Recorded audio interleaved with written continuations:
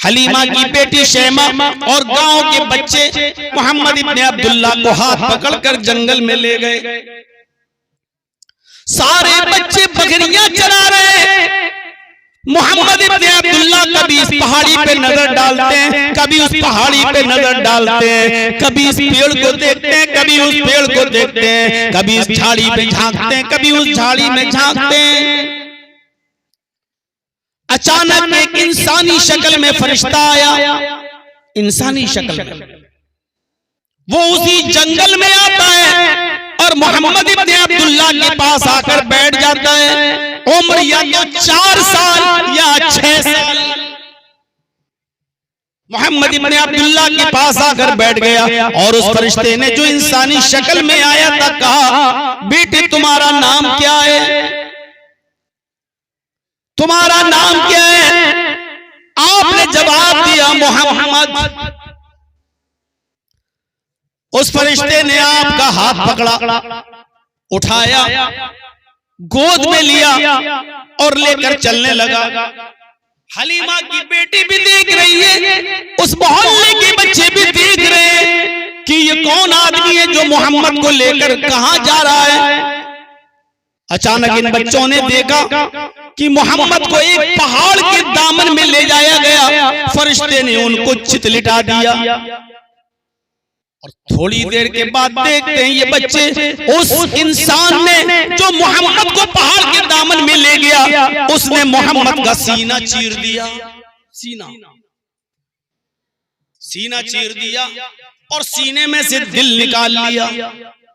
बच्चे डर के मारे भाग गए, एक एक करके हम सबको कत्ल कर दिया जाएगा। ये बच्चे सब बकरियां छोड़ के मारे डर के भाग गए। उधर मोहम्मद इब्ने अब्दुल्ला का सीना चाक कर दिया गया, दिल निकाल लिया गया। दिल में एक खास किस्म का लोथड़ा होता है जो हर इंसान के दिल में होता है, बुग़्ज़, दुश्मनी, हसद, कीना, नफरत, उसी लोथड़े में होता है।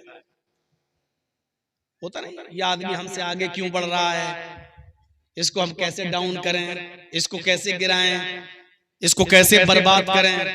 ये जो नफरतें होती हैं, जो हसद, कीना, बुग़्ज़, ये दिल के उसी लोथड़े में होता है। दिल निकाला और दिल के उस टुकड़े से, दिल से उस लोथड़े को नोच दिया, उस लोथड़े को खींचा, उस लोथड़े को बाहर फेंक दिया। फिर उस दिल को ज़मज़म के पानी से धोया। उस दिल को जो निकाला था सीना चाक करके, उस दिल को ज़मज़म के पानी से धोया और धोने के बाद फिर सीने में रख दिया दिल को और हाथ फेर दिया। आप चलने लगे, उठ गए। इधर ये बच्चे मारे डर के सीधे भागे, हलीमा के घर पहुंचे। इब्नुल क़य्यिम अल-जौज़ी ज़ादुल मआद में लिखते हैं, हलीमा उस वक्त रोटी पका रही थी, चूल्हे पर बैठी हुई थी। ये बच्चे गए, जल्दबाजी में दरवाजा खोल दिया, दरवाजा खुल गया। माँ ने दरवाजा खुलने की आवाज सुनी, हलीमा ने पीछे मुड़ के देखा, शैमा, मोहल्ले के बच्चे दिखाई दे रहे हैं। हलीमा कहती है, बच्चों इतने घबराए हुए क्यों, कैसे आना हुआ? बकरियां तुमने कहां छोड़ दी हैं और तुम हमारे सामने खड़े हो। शैमा दिखाई दे रही है, मोहल्ले के बच्चे दिखाई दे रहे हैं, मोहम्मद गायब है, मोहम्मद कहां है? उस बच्चे को कहां छोड़ दिया? मोहम्मद नहीं दिखाई दे रहे, मोहम्मद कहां है? और इन बच्चों की जबान से एक ही जुमला निकला, क़ुतिला मोहम्मद, माँ मोहम्मद कत्ल कर दिए गए, माँ मोहम्मद मार डाले गए, माँ जंगल के अंदर मोहम्मद का मर्डर कर दिया गया। हलीमा ने ये सुना, उसके पैरों के नीचे से जमीन सरक गई, उठी और भागने लगती है। ज़ादुल मआद के अरबी अल्फाज ये हैं, आजिलतन दिरहा, इतनी जल्दी भागी कि उजलत में, जल्दबाजी में अपने सर की ओढ़ना भी भूल गई। यानी बगैर दुपट्टे के भागी, बगैर चप्पल के भागी, सीधे जंगल में जाती है। मोहम्मद कत्ल कर दिए गए, मोहम्मद की लाश को कोई खा न जाए, कोई जंगली जानवर उसको नोच न ले, भागती है। लाश को अपने कब्जे में करने के लिए, ताकि मैं उसको उसके घर वालों तक तो पहुंचाऊं। मैं हलीमा, मैं आमिना को क्या जवाब दूंगी, अब्दुल मुत्तलिब को क्या जवाब दूंगी। भागती है जंगल की तरफ, कभी इस झाड़ी में देखती है कि मोहम्मद की लाश ही दिख जाए, नहीं दिखती है। कभी उस झाड़ी में जाती है, नहीं दिखती है। कभी पहाड़ के ऊपर चढ़ती है मोहम्मद को लाश देखने के लिए, लेकिन नहीं दिखती है। अचानक वो पहाड़ के ऊपर चढ़ी है, नीचे झांक कर देखती है तो क्या देखती है कि पहाड़ के दूसरे दामन से मोहम्मद इब्ने अब्दुल्लाह टहलते हुए चले आ रहे हैं। जिस्म पर कमजोरी तारी है, चेहरे का रंग पीला पड़ा हुआ है, लेकिन सही सलामत है और टहलते हुए चले आ रहे हैं। जल्दी से वो पहाड़ी से उतरी, दौड़ लगाई और मोहम्मद इब्ने अब्दुल्लाह के पास जाती है और पकड़ के सीने से लगा लेती है। कहती है, मोहम्मद क्या हुआ तुम्हें? ये क्या सुन रही हूं मैं, क्या हुआ तुम्हें? कहा, मां मुझे नहीं मालूम, मैं सिर्फ इतना जानता हूं कि एक आदमी आया, उसने मुझसे नाम पूछा, मैंने नाम बताया मोहम्मद, वो मुझे पकड़कर इस पहाड़ के दामन में लाया, उसने मुझे लिटाया, मेरा सीना चाक कर दिया, उसने दिल निकाला और दिल से लोथड़ा निकाल कर फेंक दिया, दिल को जमजम के पानी से धोया और उसके बाद में दिल को मेरे सीने पर रखकर हाथ फेर दिया। माँ, इसके अलावा मुझे कुछ नहीं मालूम। बेटा, उसने तुम्हारा दिल चीर दिया? हाँ, उस जमाने में मेडिकल साइंस ने इतनी तरक्की नहीं की थी, तेरा दिल सीना चीर दिया गया और तू जिंदा है। पेट फाड़ दिया गया और तू जिंदा है। दिल निकाला, क्या तुमने देखा? मां, मैं सब देख रहा था, सीना चाक किया गया मुझे मालूम है, दिल निकाला गया मैं देख रहा था, दिल से कोई चीज निकाल कर फेंकी जा रही है ये भी मैं देख रहा था, दिल को जब पानी से धोया जा रहा था ये भी मैं देख रहा था, दिल को जब रखा गया तब भी मैं देख रहा था, उसने हाथ फेरा तब भी मैं देख रहा था। बेटे, अब तुम्हें हम अपने घर नहीं रख सकते, तुम ऐसी ऐसी चीजें बतला रहे हो जो अकल में नहीं आती, जो दिमाग में नहीं आती। अगर तुझे कुछ हो गया तो मैं तेरे दादा अब्दुल मुत्तलिब को क्या जवाब दूंगी, तेरी माँ आमिना को क्या जवाब दूंगी। दिल तो नहीं चाहता कि तुझे वापस करूं, लेकिन अब तुझे वापस करना पड़ेगा, क्योंकि तू बातें ऐसी ऐसी बताता है जो दिल गवारा नहीं करता। घर गई, बोरिया बिस्तर बांधा, मोहम्मद उठो चलो, और लेकर मक्का पहुंच जाती है। आमिना, दिल तो नहीं चाहता कि तेरे बेटे को वापस करूं, लेकिन अब रहा भी नहीं जाता। ऐसे ऐसे हालात बताता है, ऐसी ऐसी बातें बताता है जो यकीन नहीं, दिल गवारा नहीं करता। अपनी अमानत पकड़, संभाल अपनी अमानत को। मुझे कुछ मेहनत भी नहीं चाहिए, उजरत भी नहीं चाहिए, मजदूरी भी नहीं चाहिए, इसके वजह से मेरे घर में खैर और बरकत के दरवाजे खुल गए हैं। अब मुझे इसके एवज तुझसे कुछ नहीं चाहिए, बस अपनी औलाद को, अपने बेटे को संभाल। वो छोड़कर हलीमा बच्चे को माँ के हवाले करके वापस आ जाती है। इस रोशनी में जरा अपनी औलाद पर भी नजर डालिए मेरे साथियों। ये 6 साल तक ये मामला था, माँ ने पाला। अब 6 ही साल की उम्र में जब हवाले कर दिया गया तो माँ मीना ने कहा, चलो बेटे, हम तुम्हें तुम्हारे नाना और मामू के घर लेके चलते हैं, वहां पर भी एक आध महीना रह के आते हैं। चलिए, मदीना ले गई। मोहम्मद रसूलुल्लाह के नाना मामू, इनका ननियाल यसरफ, जो मदीना का पुराना नाम था, वहां इनका ननियाल था। आमिना अपने बेटे को लेकर वहां पहुंची। 1 महीना रही मैके में। 1 महीने के बाद जब लौट कर मक्के की तरफ आ रही है और मोहम्मद को अपने साथ लेकर आ रही है, तो लौटते वक्त वो मकाम अबवा पर पहुंची। मकाम अबवा, जब मकाम अबवा पर पहुंची, जहां मोहम्मद रसूलुल्लाह के बाप अब्दुल्ला दफन है, उनकी कब्र है वहां। मकाम अबवा पर पहुंचती आमिना अपने शौहर की कब्र को देखने के लिए, जियारत करने के लिए, तो अपने बेटे मोहम्मद को भी लेके जाती है और कहती है बेटे तुम बार बार पूछते हो कि मेरे अब्बू कहाँ हैं, मेरे अब्बू कहाँ हैं, सबके पास अब्बू हैं, मेरे अब्बू कहाँ हैं। आओ मैं तुम्हें बताऊं तुम्हारे अब्बू कहाँ हैं। 6 साल के बच्चे को जब मकाम में अब्बा पर ले जाती है और वहां अपने शौहर की कब्र, अपने हस्बैंड की कब्र देखती है और अपने बेटे को दिखाती है कि बेटे ये है तुम्हारे बाप की कब्र, इस कब्र के अंदर तुम्हारे बाप हैं, इस कब्र के अंदर तुम्हारे बाप दफन हैं। 6 साल का बच्चा इतना तो जानता ही है।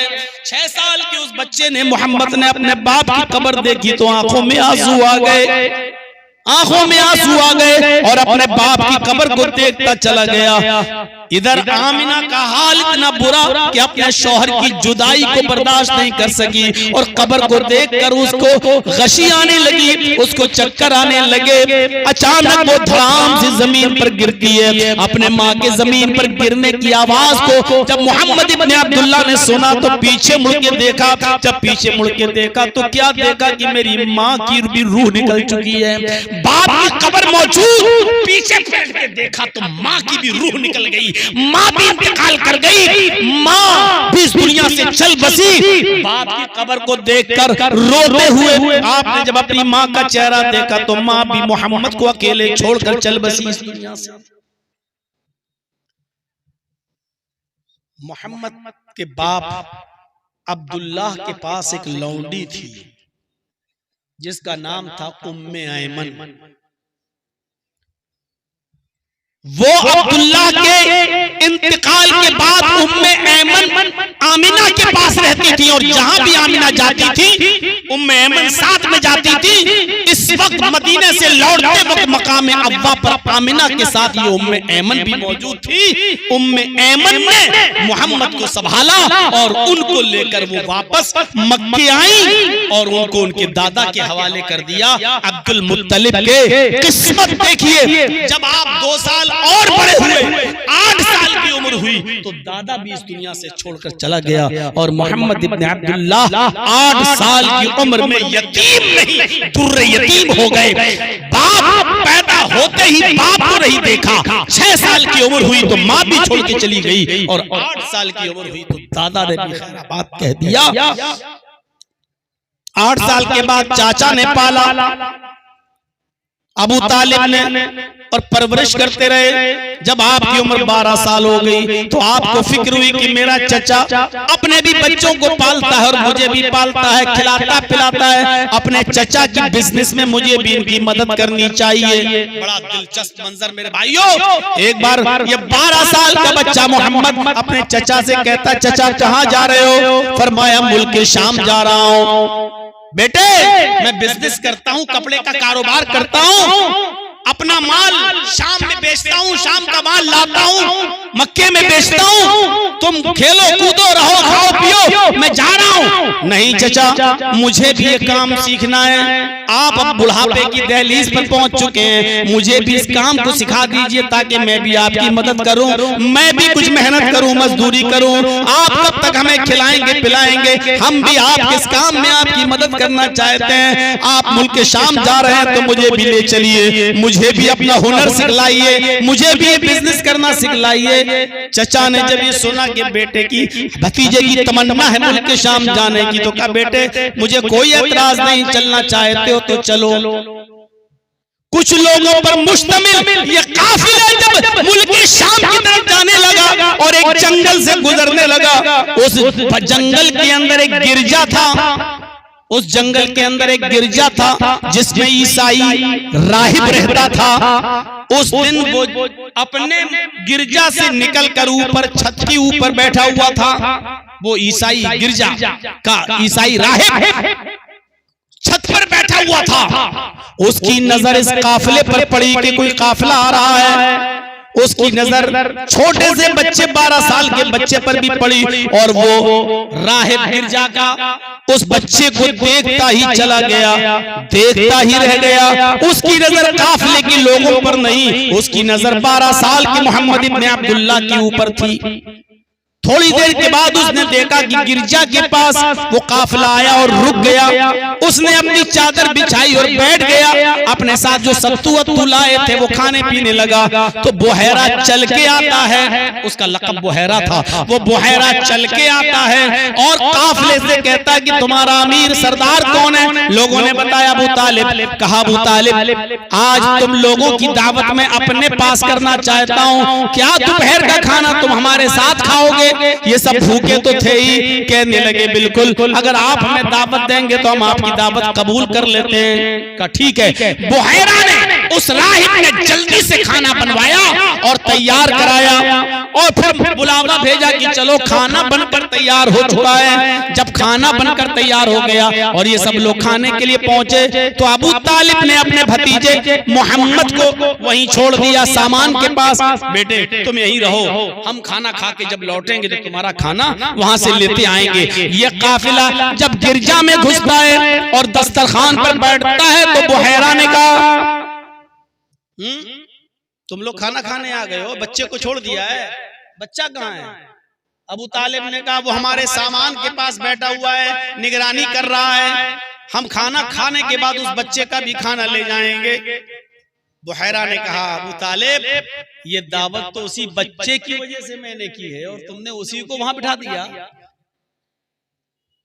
तुम्हारी वजह से थोड़ी दावत की है, यहां से तो हजारों लोग रोज गुजरते हैं। ये दावत मैंने उसी बच्चे की वजह से की है। जाओ उस बच्चे को भी लेकर आओ। अबू तालिब गए और उस बच्चे को भी लेकर गए कि चलो मोहम्मद तुम भी साथ में खाना खा लो। जैसे गिरजा में घुसते मोहम्मद इब्न अब्दुल्लाह, बुहैरा उसी को देखता जा रहा है, बार बार खाना भी खिलाता जा रहा है और बार बार वो मोहम्मद की तरफ नजर भी डालता जा रहा है। मौलाना सफीउर रहमान साहब मुबारकपुरी रहमतुल्लाह अलैह की किताब अगर आप पढ़ेंगे रहीकुल मख्तूम तो उन्होंने उस बुहैरा का नाम भी उसमें नकल किया है कि उसका नाम जर्जीस था। अब मुझे पता चला कि मेरे बाप ने कहां से ढूंढ के नाम निकाला था। जब तक मौलवियत पूरी पढ़ नहीं ली यकीन नहीं आ रहा था ये जर्जीस। लोग कहते थे कौन सा नाम है जर्जीस? शुरू में तो किसी पे आता ही नहीं था। कोई जगदीश कहता था, कोई जगदीप कहता था, कोई कुछ कहता था। शेख सफीउर रहमान साहब मुबारकपुरी रहमतुल्लाह अलैह की किताब बहुत मुहक्किकाना जो आलमी राब्ता आलम इस्लामी के मुकाबले में अव्वल नंबर पे आई, पहली पोजीशन, उसमें लिखा उस बुहैरा का नाम जर्जीस था। उस बुहैरा ने बार बार मोहम्मद को देखा और खाना न खिलाने के बाद सारे काफिले के लोगों से कहा कि तुम लोग बाहर जाओ। आया अबू तालिब तुम यहाँ रुक जाओ, तुमसे कुछ गुफ्तगू करनी है। अबू तालिब कहते हैं कि पता नहीं क्या मुझसे गुफ्तगू करेंगे, खाना सबको खिलाया, गुफ्तगू सिर्फ मुझसे अकेले। सारे लोग बाहर चले गए। उस बुहैरा ने कहा अबू तालिब सही बताओगे जो मैं तुमसे पूछूं? कहा बिल्कुल बताइए। इतना बता दो कि ये बच्चा किसका है? अबू तालिब ने मोहम्मद को देखा और मुस्कुराते हुए कहा इसमें पूछने की क्या बात है, ये तो मेरा बेटा है। भाई किसी का बाप इंतकाल कर जाए तो चचा ही फिर बाप के दर्जे में होता है। और इसलिए भी कि मेरे भतीजे को इस बात का एहसास ना हो क्या मुझे कोई बेटा कहने वाला नहीं है, उसके सामने कहा ये तो मेरा बेटा है। बुहैरा कहता है अबू तालिब अब तुम झूठ बोल रहे हो। बुहैरा ने कहा अबू तालिब अब तुम झूठ बोल रहे हो। अबू तालिब ने कहा बेटा मेरा है, तुम कौन होते हो कहने वाले कि मैं झूठ बोल रहा हूं? तुम कैसे कह सकते हो? कहा ठीक है अब इस बच्चे को लेकर जाओ। अबू तालिब ने मोहम्मद की उंगली पकड़ी और कहा चलो बेटे। जैसी हाथ पकड़ा और दरवाजे तक लेके गए। बुहैरा कहता अबू तालिब अगर मैं झूठ नहीं बोल रहा हूं तो सच ये है कि ये बच्चा तुम्हारा नहीं है और सच ये है कि इस बच्चे का बाप भी इस दुनिया में मौजूद नहीं है। और इससे भी बड़ा सच ये है कि इस बच्चे के पैदा होने से 2 महीने पहले ही इसका बाप इस दुनिया से जा चुका है, गुजर चुका है। अगर ये मैं झूठ बोल रहा हूं तो मेरी तरफ पलट के मत देखना, और अगर सच हो तो मेरी आंखों में आंखें डाल कर देख लेना। ये सच्चाई सुनकर अबू तालिब तंग रह गए और आंखों में आंखें डाली। बुहैरा करीब आए भागते हुए, बुहैरा ये तुम्हें कैसे मालूम? ये तुम्हें कैसे मालूम? मैं तो इस बच्चे के सामने कभी नहीं कहता हूं कि तुम मेरे बेटे नहीं हो, मैं इसको बेटा कहता हूं। इसको तकलीफ ना हो इसलिए मैंने इसको बेटा बताया है। तुम कैसे जानते हो? कहा है मैं इससे भी बड़ी बात जानता हूं। कहा क्या? अबू तालिब मेरी बात मान लो। कहा बोलो क्या कहना चाहते हो? कहा इस बच्चे को यहां से मुल्क के शाम के अंदर मत ले जाओ, यहीं से वापस कर दो मक्के में जहां से तुम आ रहे हो। कहा क्यों? कहा मुल्क के शाम में सब यहूदी हैं। जिस तरह मैंने इस बच्चे को पहचान लिया, अगर उन यहूदियों ने भी इस बच्चे को इसकी खूबियों से पहचान लिया तो इसको कत्ल कर डालेंगे, इसको मार डालेंगे। अबू तालिब ने कहा कि ये बात खुल के बताओ, क्यों, क्या देखा? बुहैरा मोहम्मद के पास आकर बैठ गया और हाथ पकड़कर चूमने लगा मोहम्मद का, 12 साल के बच्चे का, और कहा अबू तालिब हाजा सैयदुल आलमीन, हाजा रहमतुल लिल आलमीन, ये सैयदुल आलमीन है। अल्लाह इनको रहमतुल लिल आलमीन बनाकर भेजेगा, अल्लाह इनको पैगंबर बनाकर भेजेगा। मेरी किताबों में आखिरी नबी की जो पेशीन गोइयां हैं, भविष्यवाणियां हैं, वो सब इस बच्चे के अंदर पाई जा रही हैं। आए अबू तालिब, मैं गिरजा के ऊपर छत पर बैठा हुआ था जब आपका काफिला आ रहा था, मैंने देखा कि ये पेड़, ये पौधे, ये पहाड़, ये पत्थर सब इस बच्चे के सामने झुके जा रहे हैं, सब डालियां इसके सामने झुकी जा रही हैं, और ये सारी चीजें उसी के सामने झुकती हैं जिसको अल्लाह पैगंबर बनाता है, जिसको अल्लाह नबी बनाता है। मैंने तो पहचान लिया है। अगर मुल्क के शाम के यहूदी पहचान गए तो इस बच्चे को कत्ल कर डालेंगे, इस बच्चे को मार डालेंगे। आप इस बच्चे को फौरन यहीं से वापस मक्के में पहुंचवा दो। 12 साल की उम्र में बुहैरा की ये गवाही, ये बचपन था। सिर्फ बचपन ही पे अगर बोल दूं तो यही पूरी खत्म हो जाएगी तकरीर। थोड़ा सा आगे बढ़िए। एक इंसान बचपन से गुजारता है तो उसका किरदार क्या होना चाहिए, और उसके बाद जब वो बचपने में होता है तो किसी का बेटा भी होता है, फिर आगे चलकर वो किसी का शौहर बनता है, और शौहर के बाद फिर वो किसी का बाप भी बनता है। आज ये 2-3 चीजें बताऊंगा आपके सामने। बचपन का एक हल्का सा नक्शा खींचा आपके सामने। अब बेटे होने की हैसियत से देखिए क्या किरदार, हमारी औलाद हमारे साथ क्या किरदार अदा करती है। एक बेटे होने की हैसियत से आपका किरदार क्या था। अब्दुल्ला 2 महीने पहले ही इंतकाल कर गए।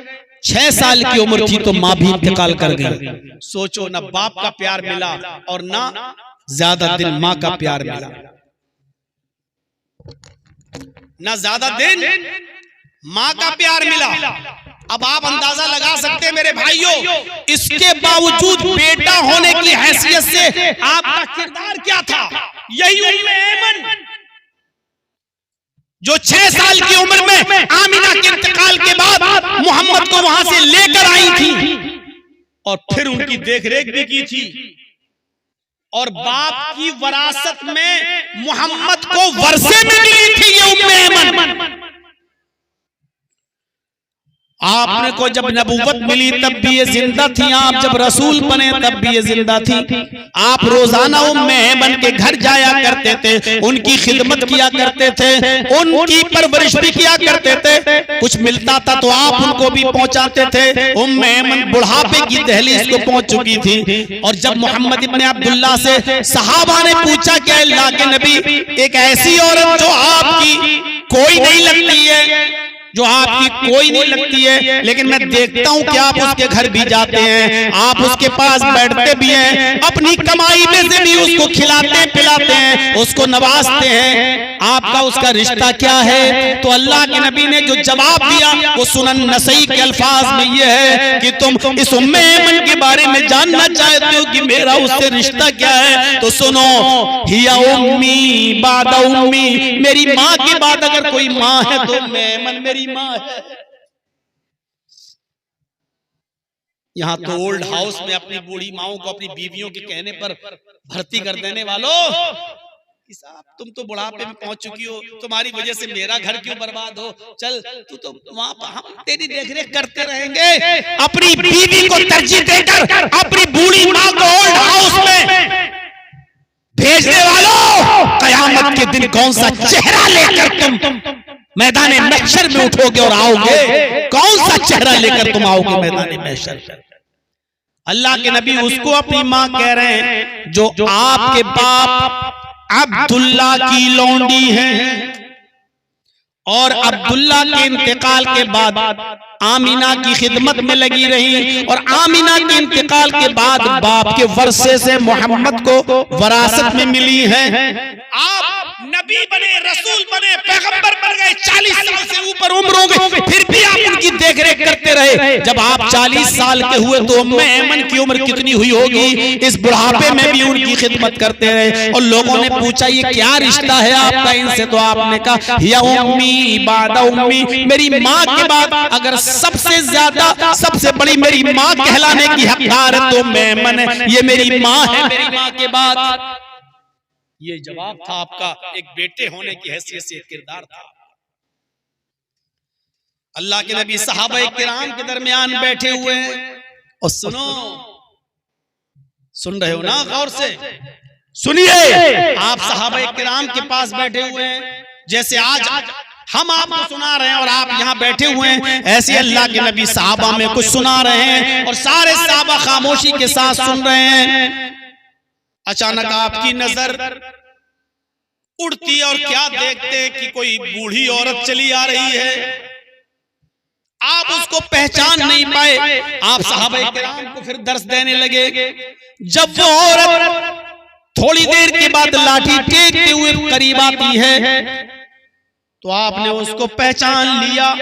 सहाबा को खिताब करना, दर्स करना, समझाना छोड़ दिया, उठे और दौड़ते हुए गए, बूढ़ी औरत को पकड़ा, पकड़ के लाए और अपने करीब किया, और जो चादर अपने लिए बिछाई थी उस चादर को उठाया और झाड़ा, और उस चादर को आपने बिछा दिया और कहा बैठ जाओ। उस चादर पर आपने उस बूढ़ी औरत को बिठाया। सहाबा किराम ये मंजर देखकर कहते हैं ऐ अल्लाह के नबी, ये कौन है जिसके लिए आप उठे, जिसके लिए आप दौड़े, जिसको पकड़ के लाए, जिसको आपने अपने सीने से लगाया, जिसके लिए आपने अपनी चादर बिछाई और जिस पर आप अपने बैठने से पहले आपने इस बूढ़ी औरत को बिठाया। अल्लाह के नबी कहते हैं मेरे साथियों, ये मेरी रज़ाई माँ हलीमा है, इसने मुझे बचपन में दूध पिलाया है। आए लोगों, इसने मेरी परवरिश की है, ये मेरी रज़ाई माँ है हलीमा।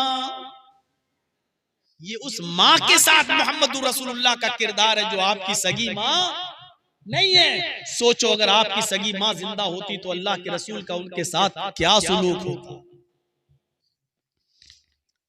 ये उस औरत के साथ सुलूक है जिसने सिर्फ अपना दूध पिलाया है, पैदा नहीं किया, उसके साथ ये हुस्न सुलूक है। और सगी माँ होती तो आपका हुस्न सुलूक क्या होता। एक जंग हो रही है, उस जंग को कंप्लीट होने के बाद उसमें कुछ कैदी पकड़े जाते हैं, मर्द भी और औरतें भी। कैदी गिरफ्तार हुए, औरतें भी और मर्द भी। माले गनीमत के तौर पर उनका बंटवारा हो गया। कोई किसी को गुलाम के तौर पर दे दिया गया, किसी को लौंडी के तौर पर दे दिया गया। आपको भी कुछ गुलाम या लौंडी मिली। अभी आप इन्हीं चीजों में मदद थे, बंटवारा हो ही रहा था गुलामों का, लौंडियों का। जंग में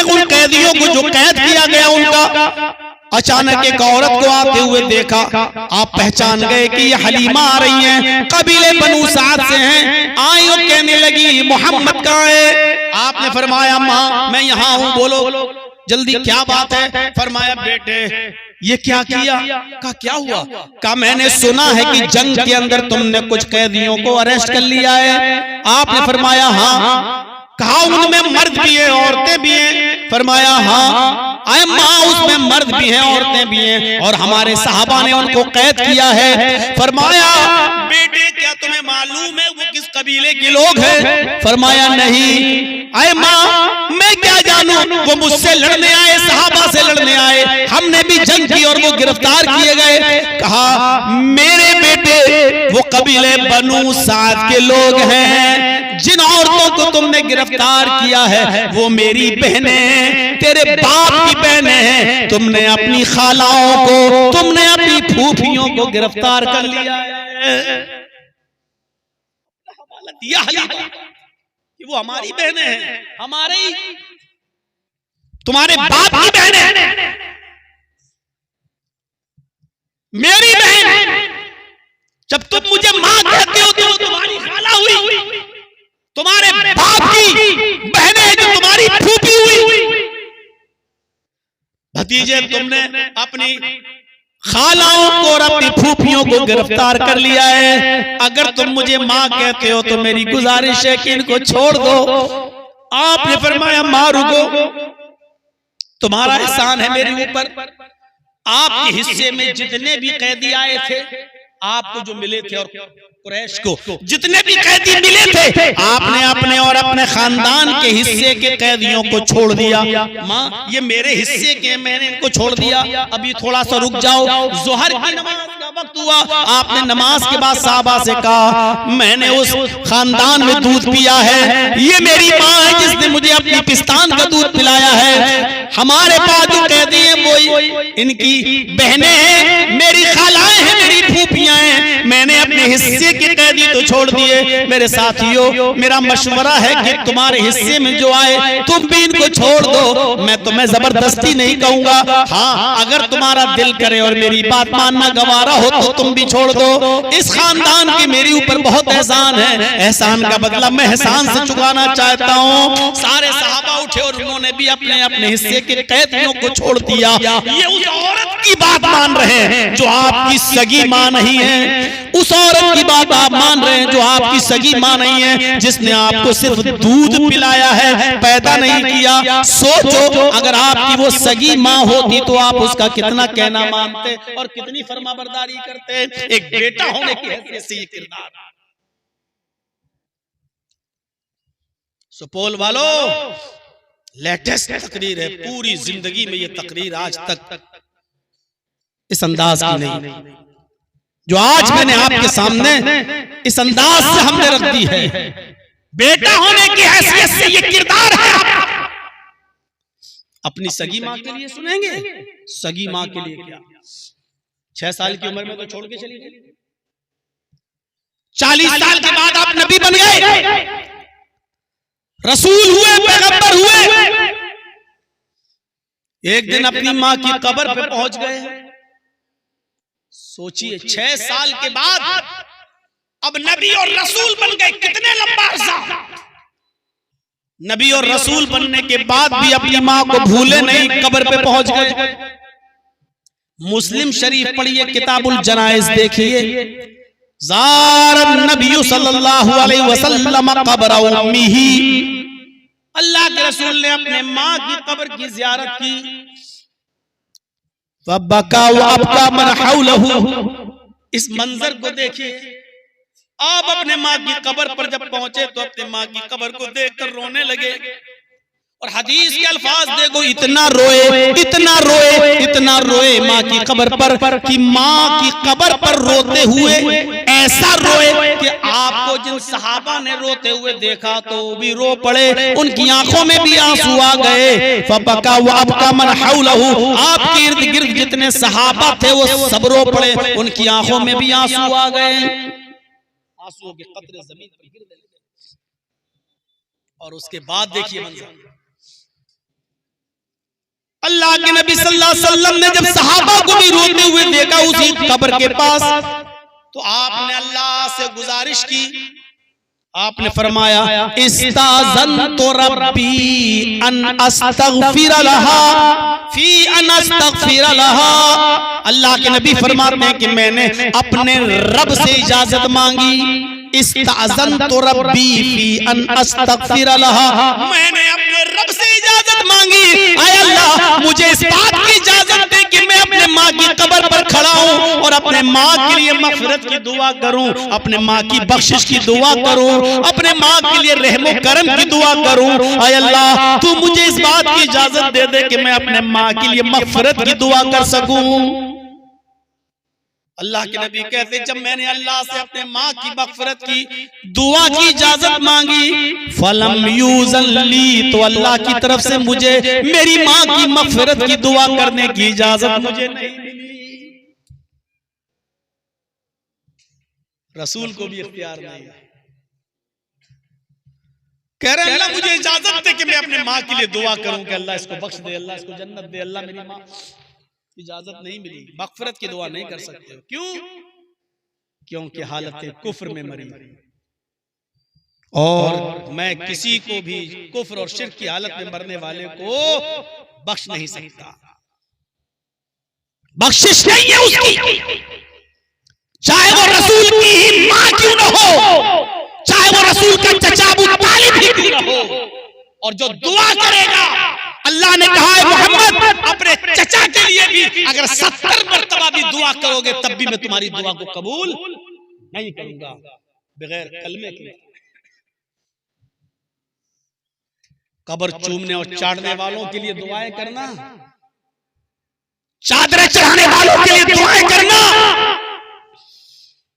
शबे बारात के दिन पुख्ता कब्रों पे जाके अगर बत्तियां और लालटेनें जलाकर उनके लिए दुआएं करने वालों, सोचो मोहम्मद रसूलुल्लाह को अपनी माँ की कब्र पर मग़फ़िरत की दुआ करने की इजाजत है, तुम उनसे भी ज्यादा बढ़ गए, तुम्हारी दुआ कबूल होगी। सोचिए जब अल्लाह ने मोहम्मद रसूलुल्लाह को अपने माँ की कब्र पर मग़फ़िरत की दुआ करने की इजाजत नहीं मिली, तो अल्लाह के नबी ने कहा इस्ताज़नतुहु अन अज़ूर क़ब्रहा, आय अल्लाह फिर मुझे इजाजत दे कि मैं अपने माँ की कब्र की ज़ियारत कर लिया करूं, कभी कभी आऊं और माँ की कब्र को देख कर चला जाया करूं, अपने माँ की कब्र को देखने की इजाजत दे दे, मैं अपने माँ की कब्र को कभी कभी आकर उसको देख कर चला जाया करूं। तो अल्लाह ताला ने आपको इस बात की इजाजत दे दी, कब्र देखने में, अपनी माँ को याद करने में कोई हर्ज नहीं, आओ कब्र देख कर चले जाओ, रोना भी हो तो रो लो, चले जाओ, ये गम और फितरती गम के आंसू हैं, ठीक है चले जाओ, लेकिन मग़फ़िरत की दुआ मत करना। जब अल्लाह के नबी को कब्र की ज़ियारत करने की इजाजत मिल गई तो आपने मुसलमानों से कहा, सहाबा से फरमाया फज़ूरुल क़ुबूर फ़इन्नहा तुज़क्किरुकुमुल मौत, मेरे सहाबियों तुम भी कब्रों की ज़ियारत किया करो, क्योंकि कब्रों की ज़ियारत करने से मौत याद आती है। वो कब्र पे जाओगे तो वो कब्र तुम्हें अपनी मौत याद दिलाएगी, कब्रों पर जाओ कब्र तुम्हें अपनी मौत याद दिलाएगी कि एक दिन हमें भी इस जगह पे आना है। ये माँ होने की हैसियत से किरदार था, बेटा होने की हैसियत से कि अपने माँ की कब्र की ज़ियारत करते। बताओ कितनी बार जाते हो अपने बाप और अपनी माँ की कब्र पर, क्या वो दुआ याद है? क्या आप अपने बाप की कब्र पर जाकर ये दुआ पढ़ सकते हो?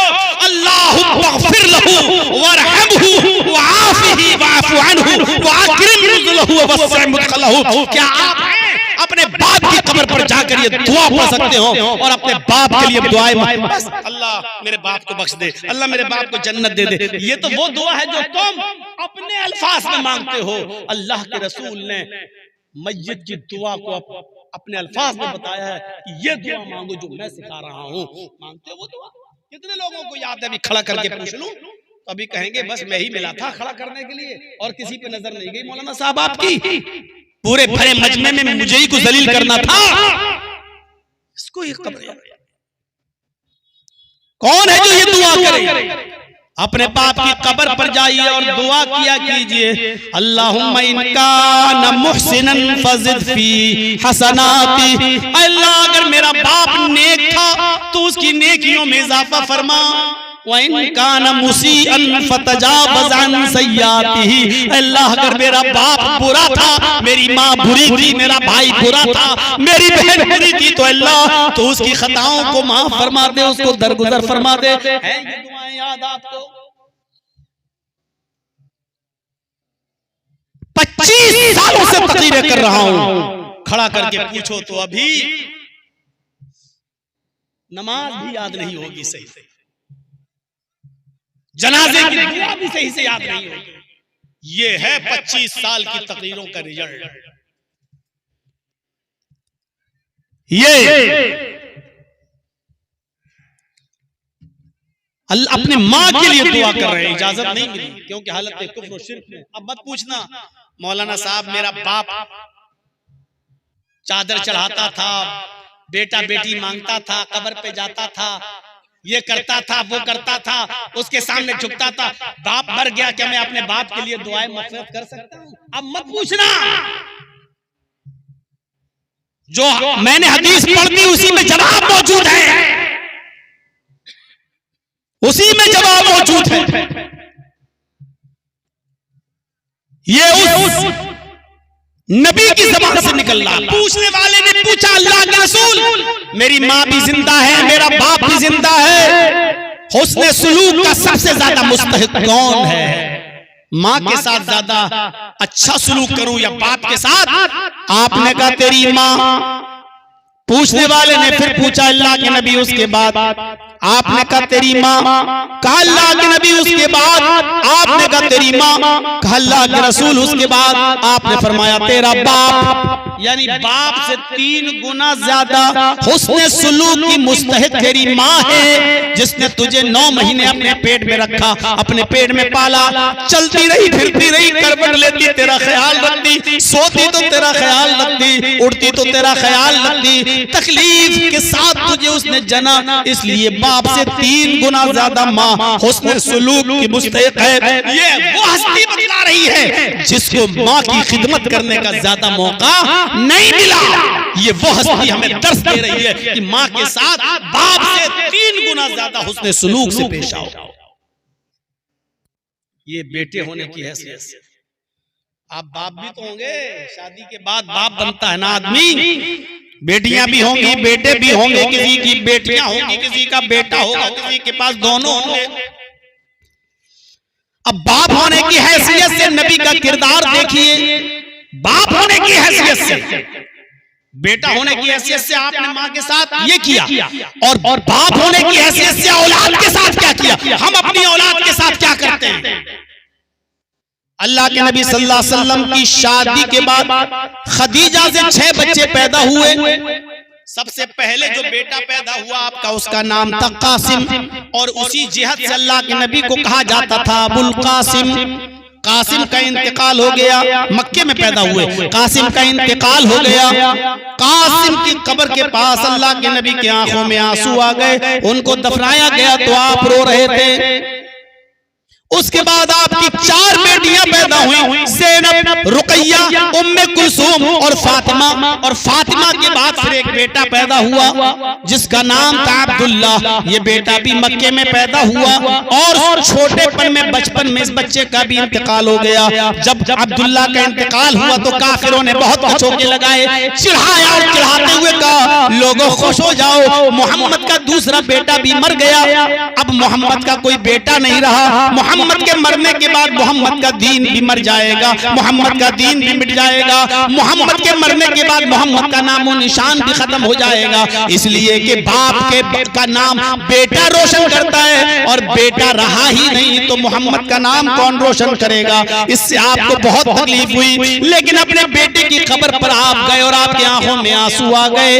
ये तो मक्के की जिंदगी रही। मेरे भाइयों गौर करो, आप और सुनेंगे तो आप दंग रह जाएंगे। बेटियों में जो आपकी एक बेटी सबसे बड़ी थी, उसका नाम ज़ैनब था। ज़ैनब था, पैदा हुई, बड़ी हुई, उनकी शादी हुई, शादी के बाद उनका हमल भी ठहरा, पेट में बच्चा है।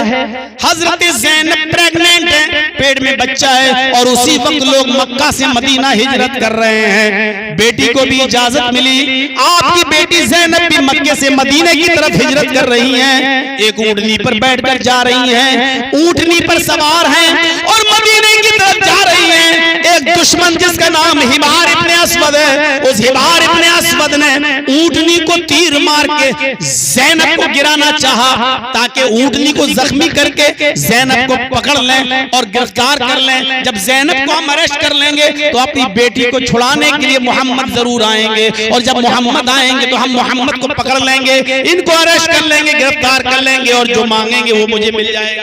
मांगे ना, ये इरादा था उनका।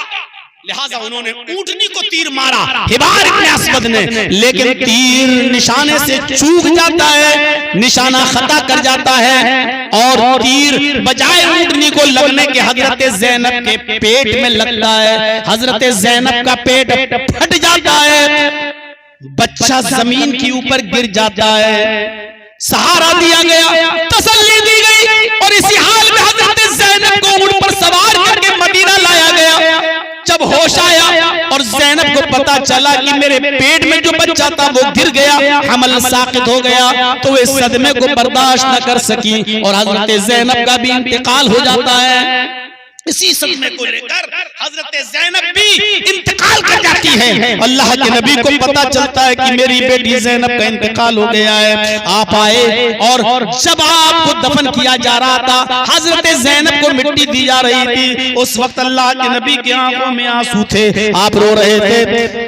जब मिट्टी दे दी गई तब भी आपकी आंखों में आंसू हैं। किसी एक सहाबी ने पीछे मुड़कर ऐसे हाथ पकड़ा और कहा, अल्लाह के नबी आपकी आंखों में आंसू, बेटी का गम है, सबको अपनी औलाद का गम होता है। अल्लाह के नबी ने उस सहाबी को देखा और देखने के बाद उस कब्र की तरफ इशारा करके अपनी बेटी की कहा, हिया अफज़लु बनाती उसीबत फिया, मेरे साथियों ये मेरी सबसे बेहतर बेटी थी, सबसे अफजल बेटी थी, जो मेरे लिए पूरी जिंदगी सताई गई, यहाँ तक कि मेरे रास्ते में शहीद भी कर दी गई, बहुत मेरे रास्ते में तकलीफें पहुंचाई गई, और हर तकलीफ ये खुशी खुशी बर्दाश्त करती रही। ये मेरी सबसे अच्छी बेटी थी।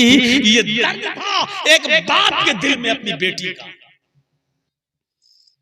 यहाँ बेटी पैदा होती है तो चेहरों पे शिकन आ जाती है, बेटा मांगा था बेटी हो गई।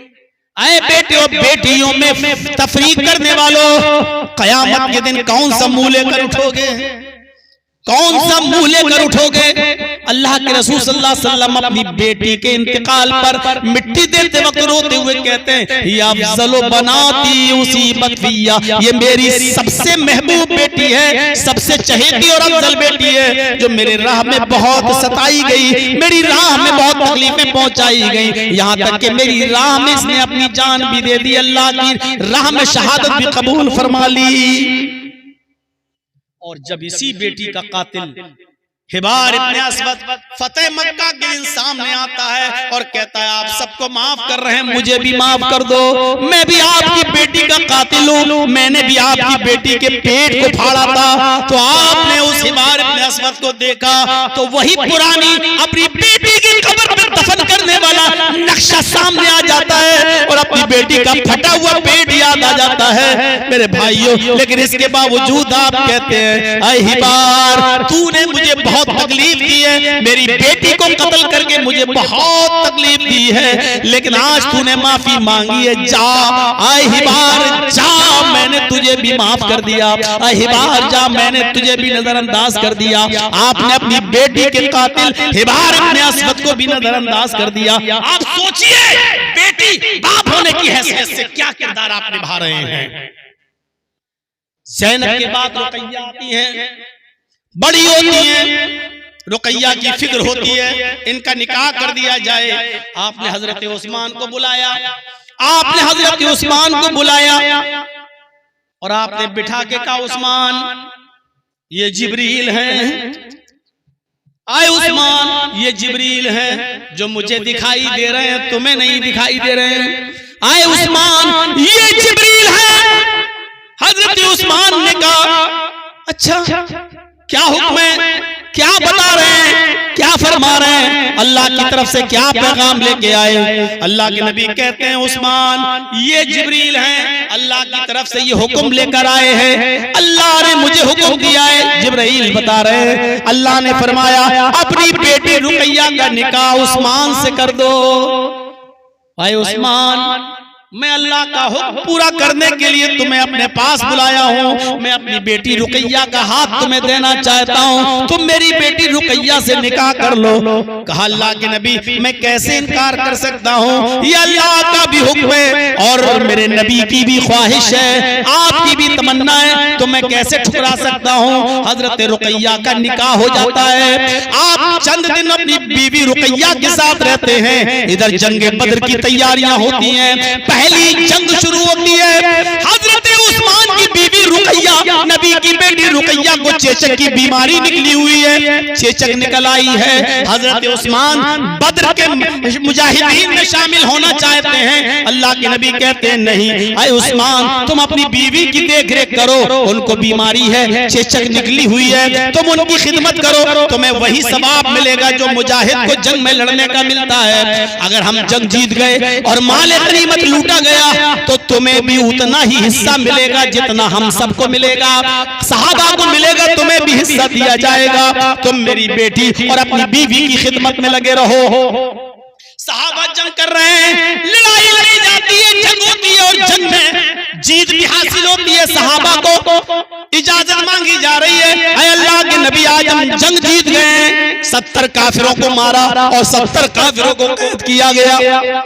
अल्लाह के रसूल बड़ी खुशी मिली है, क्या हम जश्न मना सकते हैं? आपने कहा हाँ, शरीयत के दायरे में रहते हुए खुशी मना सकते हो। आज अल्लाह ने तुम्हें और हमें बहुत बड़ी खुशी से नवाजा है, आप इसमें अल्लाह का शुक्र अदा करो। खुशियां मना सकते हो लेकिन जाहिलियत वाली नहीं, गुनाह वाली नहीं, खुशी का जो अंदाज है वो मना सकते हो। अभी सहाबा खुशियां ही मना रहे थे, अल्लाह के नबी भी खुशी में शामिल थे कि किसी ने आकर कहा अय अल्लाह के रसूल आपकी बेटी रुकैया का इंतकाल हो गया है। सारी खुशियां काफूर हो गई, धरी की धरी रह गई। अल्लाह के नबी अपनी बेटी के जनाजे में जाना चाहते हैं। आप पहुंचते हैं, आगे बढ़ते हैं, क्या देखते हैं कि बेटी को कब्र में उतारा जा चुका है, तख्ते रखे जा चुके हैं, कब्र में उतारा जा चुका है और मिट्टी दी जा रही है। ऐसे मौके पर आप पहुंचते हैं और आप भी मिट्टी में शामिल हो जाते हैं और आप भी मिट्टी देते हैं और मिट्टी देने के बाद आपकी आंखों में आंसू हैं।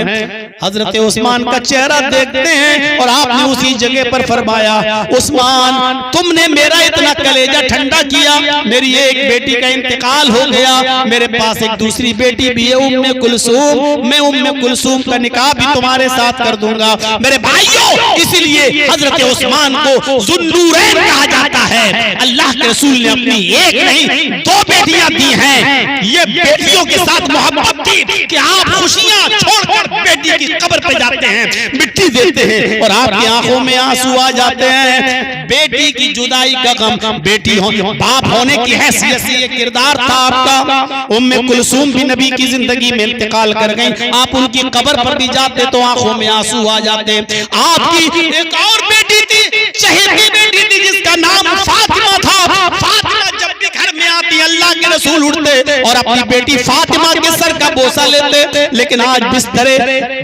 बिल्कुल बिस्तर पर हैं, करीबुल मर्ग हैं, अल्लाह को प्यारे होने वाले हैं, बिस्तर से उठने की ताकत नहीं। हजरत फातिमा को दरवाजे पर देखते हैं लेकिन उठ नहीं पाते, खुद हजरत फातिमा को बुलाते हैं और हजरत फातिमा अल्लाह के रसूल की परेशानी देख कर कहती हैं वाह कर बाबा, हाय मेरे अब्बू की तकलीफ, हाय मेरे अब्बू की परेशानी। अल्लाह के नबी फरमाते हैं फातिमा आज के बाद तेरे बाप को कभी इतनी तकलीफ नहीं होगी, फिक्र मत करो, आज के बाद तुम्हारे बाप को कभी इतनी तकलीफ नहीं होगी। फातिमा से इतनी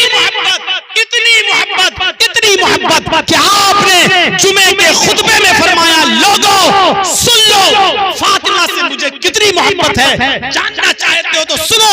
फातिमा तो बुज़अतुम मिन्नी फमन अग़ज़बनी फ़क़द अग़ज़बहा,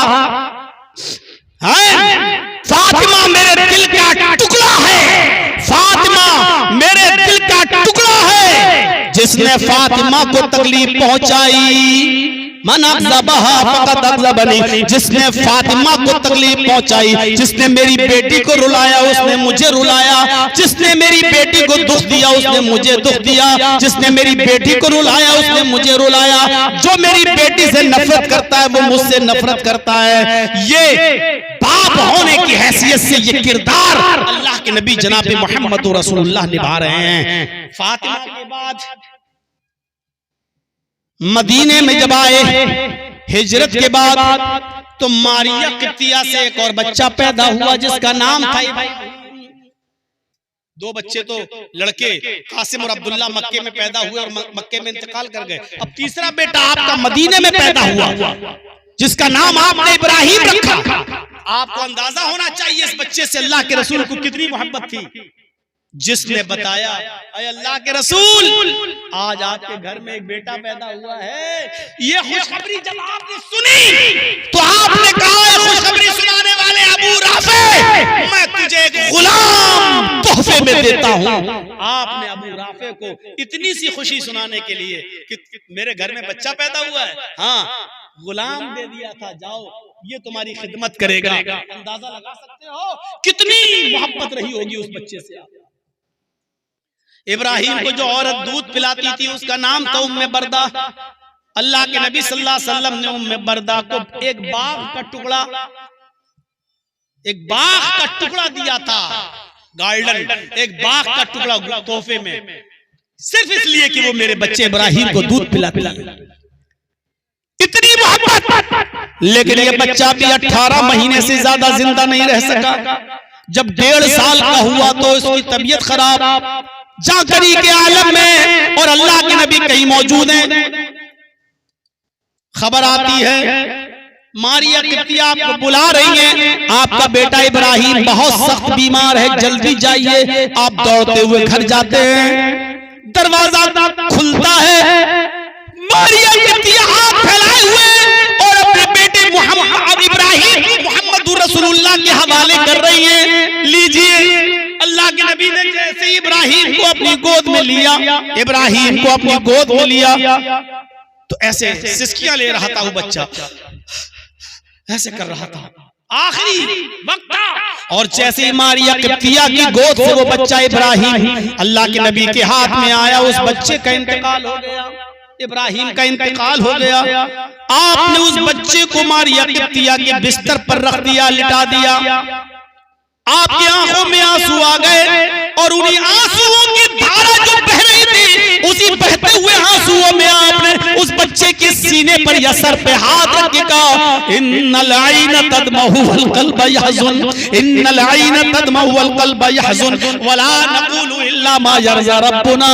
बेटे, तेरी जुदाई से तेरे बाप की आंखों में आंसू आ गए। बेटे, तेरी जुदाई से मेरा दिल गमगीन है, लेकिन अल्लाह की किस्मत पर, अपनी किस्मत पर अल्लाह की तरफ से जो मिली है उस पर मैं राजी हूँ। अपनी जबान से ऐसी बातें नहीं बोलूंगा जिससे मेरा रब नाराज हो जाए, जिससे मेरा परवरदिगार नाराज हो जाए। हाँ, तेरी जुदाई से मुझे तकलीफ जरूर पहुंची है।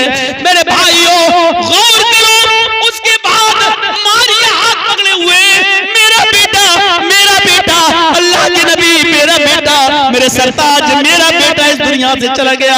अल्लाह के नबी अपने बेटे इब्राहीम के सीने पर हाथ रखकर कहते हैं, इन्नी ला उगनी अन्की मिनल्लाहि शैया। अल्लाह, मैं अल्लाह के फैसले पर मैं राजी हूँ। इन्नी ला उगनी अन्की मिनल्लाहि शैया, मैं कोई काम नहीं आ सकता, यानी मैं अपने बच्चे को जिंदगी नहीं दे सकता। मौत और जिंदगी का मालिक तो अल्लाह है। इस मौके पर तौहीद का सबक भी दे रहे हैं, तौहीद का सबक भी दे रहे हैं कि जिंदगी देना भी अल्लाह के इख्तियार में और जिंदगी छीनना भी अल्लाह के इख्तियार में है। मारिया, मेरे बेटे को अल्लाह ने ले लिया, मैं बेनियाज हूँ, मैं कुछ नहीं कर। अल्लाह क्या कहा, इन्नी उगनी मिनल्लाहि शैया, मैं कोई काम नहीं आ सकता, मैं कुछ नहीं कर सकता इसमें, न मैं अपने बेटे को जिंदगी दे सकता हूँ न मौत। ये दोनों काम तो अल्लाह के इख्तियार में है, मेरे बस में कुछ नहीं है। ये तौहीद का सबक भी दे रहे हैं। बाप होने की हैसियत से किरदार था, ये तो अपनी औलादें थी, अपनी औलादें, लोग तो अपने बेटे और बेटियों की औलादों से भी मोहब्बत करते हैं, करने वाले। आप दादा बन गए पोते से मोहब्बत, आप नाना बन गए नवासे से मोहब्बत। अल्लाह के रसूल का मामला भी कुछ ऐसा ही था। मिंबर पर खड़े होकर खुतबा दे रहे हैं, मिंबर पर खड़े होकर खुतबा दे रहे हैं। छोटा बेटा है हुसैन, चला आ रहा है, गिरता है, उठता है, गिरता है, उठता है। आपने अपने नवासे हुसैन को देखा, मिंबर पर खुतबा देना छोड़ दिया, उतरे और भागते हुए गए और अपने बेटे हुसैन को, नवासे हुसैन को उठाया और गोदी में लिया और मिंबर पर बिठा दिया और फिर खड़े होकर खुतबा दिया, फिर खड़े होकर खुतबा दिया। ये मोहब्बत थी अपने बेटी के बेटे से। आप अंदाजा लगाओ अपनी औलाद से कितनी मोहब्बत होगी जब नवासे से मोहब्बत का ये हाल है। एक दिन हजरत हसन को दाहिने कांधे पे बिठाया, एक दिन हजरत हुसैन को बाएं कांधे पे बिठाया। हसन दाएं कांधे पर, हुसैन बाएं कांधे पर, और दोनों को उठाकर अपने कांधे पे बिठा के कहा, अल्लाहुम्मा इन्नी उहिब्बुहुमा फअहिब्बहुमा। ऐ अल्लाह, मोहम्मद तेरा ये नबी इन दोनों से मोहब्बत करता है, तू भी इनसे मोहब्बत कर। ऐ अल्लाह, तेरा ये बंदा मोहम्मद इन दोनों से मोहब्बत करता है, तू भी इनसे मोहब्बत कर। वो अहिब्बा मन युहिब्बुहुमा, और उन सब से मोहब्बत कर जो इन दोनों से मोहब्बत करें। यानी हर उस आदमी से मोहब्बत कर जो हसन और हुसैन से मोहब्बत करे। ये था नवासों से प्यार और मोहब्बत। मेरी माँ बहनें अगर आई हैं और सुन रही हैं तो सुनो, अल्लाह के नबी नमाज पढ़ रहे हैं और आपकी नवासी ज़ैनब की बेटी उमामा खेल रही है और शरारत कर रही है, छोटी बच्ची है। आपने उस बच्ची को, नवासी को उठा लिया और गोद में ले लिया और गोद में लेकर आपने नमाज पढ़ी। और एक नहीं, कई नमाजें आपने अपनी नवासी उमामा को गोद में लेकर पढ़ी। ये इस बात की दलील है कि मेरी माँ और बहनों, ये बहाना नहीं चलेगा कि बच्चों की वजह से नमाज नहीं पढ़ पाते। हमारे बच्चे बड़े शरारती हैं, ये पेशाब कर देते, ये कर देते, ये बहाने नहीं चलेंगे। अल्लाह के रसूल ने नमाज पढ़ी, नवासी शरारत कर रही है तो उसको गोद में ले लिया और नमाज पढ़ी। ये इस बात का इशारा है कि अगर बच्चे शरारती हो तो उनको गोद में लेके नमाज पढ़ो, लेकिन नमाज छोड़ने की इजाजत नहीं है। कयामत तक पैदा होने वाली औरतों को ये बता दिया कि ये बहाने नहीं चलेंगे तुम्हारे कि हम इसकी वजह से नमाज नहीं पढ़ पाते और उसकी वजह से। एक चीज और, बाप होने की हैसियत से, बेटा होने की हैसियत से किरदार देख लिया। आइए जरा एक किरदार शौहर होने की हैसियत से देख लो। यहाँ जितने बैठे हैं शादीशुदा भी होंगे। मेरे भाइयों, शौहर होने की हैसियत से आपका किरदार क्या था? आपका किरदार क्या प्यार दिया था आपने अपनी बीवियों को? कौन सी मोहब्बत थी? हजरत खदीजा रजी अल्लाह ताला अन्हा से सबसे पहले जो शादी हुई, उन्हीं से सारे बच्चे भी पैदा हुए। और 66 साल की जब वो हुई, अल्लाह के नबी ने उस वक्त 51 साल के थे तो खदीजा छोड़ के चली गई। खदीजा का इंतकाल हो गया। उसके बाद आपने दूसरी शादियां की और बीवियां आपकी आई। एक दिन कुर्बानी का दिन था, बकरीद का दिन था। ऊंट का गोश्त पककर सामने आया, हजरत आयशा बनाकर लाई। अल्लाह के नबी ने मिट्टी का बर्तन लिया, उसमें गोश्त की बोटी रखी हुई थी, हड्डीदार गोश्त था। उसको उठाया और मुंह तक ले गए, लेकिन होंठ से आगे नहीं ले पाए। मुंह तक ले गए और उसको वापस कर दिया। उसके बाद फिर ले गए, लेकिन खाया नहीं, मुंह तक ले गए और वापस कर दिया। हजरत आयशा ने कहा, अल्लाह के नबी गरम है क्या? आप मुंह तक ले जाते हैं और वापस कर देते हैं। आपकी आंखों में आंसू आ गए। आप आयशा कहने लगी, अल्लाह के नबी रो रहे हैं? आज कुर्बानी का दिन है और रो रहे हैं, गोश्त बनाकर मैं लाई और आप रो रहे हैं। अल्लाह के नबी फरमाते हैं, आयशा आज मुझे खदीजा की याद आ रही है। आयशा आज मुझे खदीजा की याद आ रही है। खदीजा आज जिंदा होती तो वो भी मेरे साथ बैठकर खाना खाती। आज कुर्बानी के दिन उनको भी नसीब होता। आज मुझे अपनी पहली बीवी खदीजा की याद आ रही है। हजरत आयशा ने जब खदीजा का नाम सुना तो कहने लगी, मुझे किसी बीवी पर इतना रश्क नहीं होता जितना खदीजा के ऊपर होता है। आप खदीजा को भूल क्यों नहीं जाते? एक बूढ़ी औरत आपसे भी उम्र में 15 साल बड़ी और आप उस बूढ़ी औरत को याद करते रहते हैं। हम जैसी जवान औरतें आपकी खिदमत के लिए मौजूद हैं, लेकिन आप उस बूढ़ी औरत को याद करते रहते हैं। क्या बात है, ऐसी क्या चीज है जो खदीजा में थी और हम में नहीं? वो बूढ़ी आप उसको याद करते और हमें आप जवान होने के बावजूद उतनी अहमियत नहीं देते। आपने डांटते हुए कहा, आयशा खामोश, एक लफ्ज इसके आगे नहीं। खदीजा का मुकाबला करती हो तुम, खदीजा का मुकाबला करती हो। आयशा खदीजा खदीजा थी, आयशा आयशा है। जानना चाहती हो खदीजा में और आयशा में क्या फर्क है? तो सुनो, आयशा जब सारी दुनिया मोहम्मद को झुठला रही थी तो खदीजा अकेले मोहम्मद की तस्दीक कर रही थी।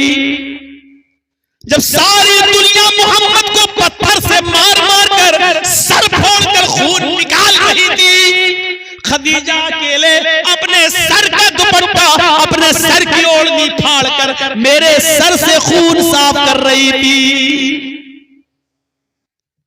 सारी दुनिया मेरा मजाक उड़ा रही थी, खदीजा अकेले मुझे तसल्ली दे रही थी। आयशा तुम खदीजा के मुकाबले में कभी नहीं आ सकती हो। खदीजा खदीजा थी, आयशा आयशा है। सारी दुनिया जब मुझे झुठला रही थी तो खदीजा अकेले मेरी तस्दीक कर रही थी। सारी दुनिया मेरी मुखालिफत में थी, खदीजा अकेले मेरे कांधे से कांधा मिलाकर चल रही थी। आयशा तुम्हारा मकाम है, तुम्हारी ही अहमियत है, लेकिन खदीजा का मकाम अलग है, खदीजा की अहमियत अलग है। उस बूढ़ी औरत को इंतकाल के बाद भी आप नहीं भूल रहे हैं। ये शौहर होने का किरदार से आप नजर, हजरत आयशा का भी एक मकाम था। क्या प्यार दिया था अल्लाह के रसूल ने कि हजरत आयशा एक बार सफर में है नबी के साथ। आप जब भी किसी जंग में जाते थे तो अपनी किसी न किसी बीवी को साथ में ले जाते थे, कुरा डालते थे। एक मर्तबा 2 बीवियों को साथ में ले गए और कुरे में 2 बीवियों का नाम कौन आया? एक आयशा और दूसरा हफ्सा। आप दोनों बीवियों को लेके जा रहे हैं। फिर पर्ची डाली कि किसके ऊंट पर हम बैठ कर जाएंगे। बीवियां तो दोनों जाएंगी, लेकिन किसके ऊंट पर बैठेंगे? उस कुरे में आयशा का नाम आया। अल्लाह के रसूल आयशा के ऊंट पर बैठे, साथ में दूसरे ऊंट पर हफ्सा भी है और जा रहे हैं। सफर है, थक गया ऊंट, तो उसको सस्ताने के लिए रुक गए, खेमा डाल दिया कि थोड़ा सा इन ऊंटों को सस्ता लेने दो, अपनी अपनी जरूरियात से सहाबा फारिग हो जाएं। सब इधर उधर हो गए, अल्लाह के नबी भी इधर उधर चले गए। इधर हजरत हफ्सा हजरत आयशा के पास आई और आकर कहने लगी, आयशा तुम्हारा ऊंट कुछ कमजोर है और मेरा ऊंट अच्छा है। अल्लाह के रसूल तुम्हारे साथ बैठते हैं तो तुम मेरा ऊंट ले लो, ये ऊंट थोड़ा अच्छा है, तंदुरुस्त है और अच्छा है, तो तुम मेरा ऊंट ले लो, हमें अपना ऊंट दे दो, मुझे अकेले बैठना है उस ऊंट के ऊपर, इसलिए मेरा अच्छा और तंदुरुस्त ऊंट तुम ले लो और तुम अपना ऊंट मुझे दे दो, क्योंकि मुझे अकेले सफर करना है। हजरत आयशा ने कहा बहुत अच्छी बात। मशवरा हुआ और दोनों ने अपने अपना ऊंट बदल लिया। आयशा ने हफ्सा का ऊंट ले लिया और हफ्सा ने आयशा का ऊंट ले लिया। अब देखिए अल्लाह के नबी जनाब मोहम्मद रसूलुल्लाह सल्लल्लाहु अलैहि वसल्लम जब जरूरियात से फारिग होकर आए तो उसी ऊंट की तरफ आगे बढ़ गए जिस ऊंट पर बैठकर आए थे, आयशा की। लेकिन अब वो आयशा का ऊंट नहीं है, अब वो हफ्सा के पास है। लेकिन आप उसी ऊंट के पास आ गए। आप आए, देखा, अरे तुम हो हफ्सा, आयशा कहाँ है? अल्लाह के रसूल हमने ऊंट बदल लिया है, अपना ऊंट आयशा को दे दिया और आयशा का ऊंट हमने ले लिया, थोड़ा तंदुरुस्त ऊंट था, मैंने दे दिया आयशा। आपने कहा चलो कोई बात नहीं, आधा सफर मैंने उनके साथ कर लिया, आधा सफर तुम्हारे साथ कर लेता हूं। आप फिर हफ्सा ही के ऊंट पर बैठ गए। थोड़ा सफर रह गया था। हजरत आयशा इस जुदाई को बर्दाश्त नहीं कर, बारी मेरी, नाम मेरा निकला, थोड़ा ही सफर सही, लेकिन क्यों दूसरे के ऊंट पर बैठे गया? लेकिन कुछ बोली नहीं और अल्लाह के रसूल सल्लल्लाहु अलैहि वसल्लम उस ऊंट पर बैठकर आगे बढ़ गए और आयशा अकेले अकेले चलने लगी। जब सफर खत्म हो गया, वुजू बनाकर लोग नमाज की तैयारी करने लगे। आयशा कहीं दिखाई दे रही है। अल्लाह के नबी ने पूछा, आयशा कहाँ है? कहा अभी तो यहीं थी। ढूंढने के लिए लोग निकले। क्या देखते हैं कि आयशा एक बियाबान जंगल में है, खेत में है, और बड़ी बड़ी लंबी घासों के बीच में हजरत आयशा ने अपना पैर दाखिल कर दिया। बुखारी की रिवायत, अल्लाह के नबी की बीवी आयशा अपना पैर उस घास में डाल देती हैं, अपना पैर उस घास में डाल देती हैं और कहती हैं, अल्लाहुम्मा सल्ली अलैया करबन औ हय्यतन तल्लिगुनी हुवा रसूलुका वला अक़ूलु लहू शैया। बुखारी के अल्फाज हैं। हजरत आयशा कहती हैं, आय अल्लाह, मैंने अपना पैर इस घास में डाल दिया, सल्ली अलैया करबन, कोई बिच्छू तू मुझ पर मुसल्लत कर दे, कोई बिच्छू इस घास में भेज दे, औ हय्यतन, कोई सांप इस घास में मेरे ऊपर मुसल्लत कर दे, तल्लिगुनी, जो मुझे काट ले, तल्लिगुनी, जो मुझे डस ले। आय अल्लाह, इस सांप और बिच्छू का डस लेना मुझे मंजूर है, उसके जहर से मर जाना मेरे लिए मंजूर है, लेकिन मोहम्मद की जुदाई मेरे लिए मंजूर नहीं है, उनसे दूर रहना मेरे लिए मंजूर नहीं है। आय अल्लाह, तू आसमान से कोई सांप या बिच्छू मुसल्लत कर दे जो मुझे काट ले, जो मुझे डस ले, हुआ रसूलुका, वो तेरे रसूल है, ला अक़ूलु लहू शैया, मैं उनकी शान में कुछ नहीं कह सकती, मैं उनको कुछ नहीं बोल सकती, मैं दुआ तुझसे कर सकती हूँ, मुझे जहर के असर से, बिच्छू और सांप के काटने के जहर से मर जाना मेरे लिए अच्छा है, लेकिन मोहम्मदुर रसूलुल्लाह की जुदाई मेरे लिए अच्छा नहीं। गौर करो कितना प्यार दिया होगा अल्लाह के रसूल ने अपनी इस बीवी को, जो इतनी देर के लिए भी नबी को छोड़ना पसंद नहीं कर रही है और घास में पैर डाल के कह रही है, अल्लाह कोई सांप या बिच्छू डाल। आजकल तो खुश होते हैं अगर बीवी मैके चली जा रहे हैं, चलो कम से कम मुंह तो बंद हो गया है, चलो कम से कम 8 दिन। एक आदमी तो हमसे कहने लगा कि मौलाना साहब, आपकी तकरीर में सुना था कि सदका करने से मुसीबत टल जाती है। मैंने कहा ये तो हदीस है, सदके से मुसीबत टल जाती है। बोला कितने लाख रुपए का सदका करूं मेरी सबसे बड़ी मुसीबत टल जाए। मैंने कहा क्या है? बोला बीवी। कहने लगा 10 लाख रुपए भी हम सदका करने के लिए तैयार हैं, बताओ, लेकिन वो टल जाएगी मुसीबत। मैंने कहा भाग कमीना कहीं का, मुझे क्या मालूम। 10 लाख रुपए खर्च करने के लिए तैयार है, कह रहा वो मुसीबत, जो रहमत बनकर आती है उसको मुसीबत कर। उस तरीके से रहो तो रहमत ही रहमत हो जाएगी। अल्लाह के रसूल के पास तो कोई आता था कि अल्लाह के रसूल घर में बरकत नहीं हो रही है। आप पूछते थे शादी हो गई? नहीं, इसीलिए तो नहीं हो रही है, पहले शादी कर। और जब वो शादी करके आता था अल्लाह के रसूल, आपने शादी करा दी, अब तो और बुरा हाल है। पहले तो मुझे एक टाइम का मिल जाता था, अब तो भूख आ जाती है मुझे, तो मैं तो भूखा ही रहता हूँ। बरकत नहीं हुई, कुछ नहीं हुई। तो आप उससे कहते थे कि तुम एक और शादी करो। अल्लाह के नबी ठीक हैं आप? कहा मैं ठीक हूं, आप एक और शादी कर लो। पता नहीं क्यों बरकत नहीं हो रही, इंशाल्लाह बरकत होगी। जब आप कह रहे हैं तो कर ले, लेकिन समझ लीजिए कहा हाँ कर लो, दूसरी कर ली, दूसरी के बाद फिर आया। आपने कहा बरकत हुई? का बरकत छोड़िए, हरकत बंद होने वाली है दिल की। क्यों? का कुछ नहीं हुई बरकत। अब तो दोनों लड़ती हैं, सोने भी नहीं देती है, कहती कमा के लाओ। क्या करूं मैं? आपने कहा अच्छा तेरे घर में अभी तक बरकत नहीं हो रही, कुछ तो बात है। अल्लाह के रसूल अब कुछ भी हो, आपने 2 शादियां कराई, अब आप मुझे काम बताओ, नहीं तो मैं जाऊंगा नहीं, लड़ेंगी हमसे। अब हम क्या क्या? आपने कहा अच्छा मेरी बात मानोगे? कहा क्या? बिल्कुल मानूंगा। कहा तुम एक शादी और करो। आंखें फाड़ के कहता है क्या इरादा है आपका? आपने कहा कुछ नहीं, चौथी के लिए नहीं कहूंगा, इंशाल्लाह जाओ बरकत होगी। कह रहा ठीक है, मर तो वैसे ही रहा, अब आप कह रहे हैं तो एक और करके देख लेता हूं। तीसरी भी शादी कर ली, और तीसरी शादी करने के बाद 1 या 2 महीने के बाद आया। अल्लाह के रसूल ने कहा बहुत दिनों के बाद आया। कहा बरकत हो गई अल्लाह के रसूल। कहा क्या हुआ? कहा तीसरी बीवी जो आप मेरे घर में आई ना, वो खजूर के पत्तों से चटाई बनाना जानती है, एक हुनर जानती है। वो रोजाना एक चटाई बना लेती थी, उसको बेचती थी, 1 दिरहम आता था, पूरे घर का खर्चा चलता था। उसने मेरी पहली और दूसरी बीवी को भी सिखा दिया, 3 दिरहम की रोजाना इनकम होती है, 1 खर्च होता है, 2 बचाता है। आपने कहा और तुम क्या करते हो? कहा कुछ नहीं, मैं तो बैठ के खाता हूँ, माशाल्लाह, मुझे क्या जरूरत है, बीवी कमा तो रही है।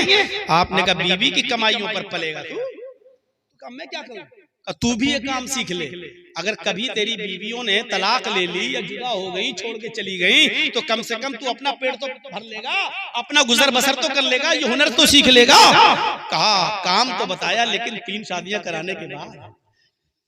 काम तो बता रहे हैं आप, लेकिन 3 शादियों के बाद तो बीवियां तो बरकत लेके आती हैं। हमारे यहाँ बरकतें क्यों नहीं होती हैं? क्योंकि जहेज की डिमांड में इस बरकत को चाट लिया।